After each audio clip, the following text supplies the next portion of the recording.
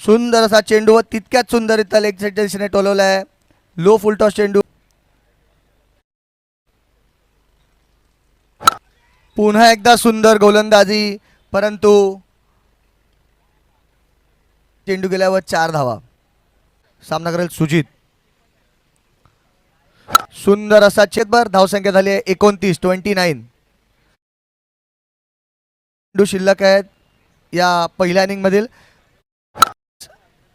व आकांक्षा या दोन्ही संघांच्या कर्णधाराला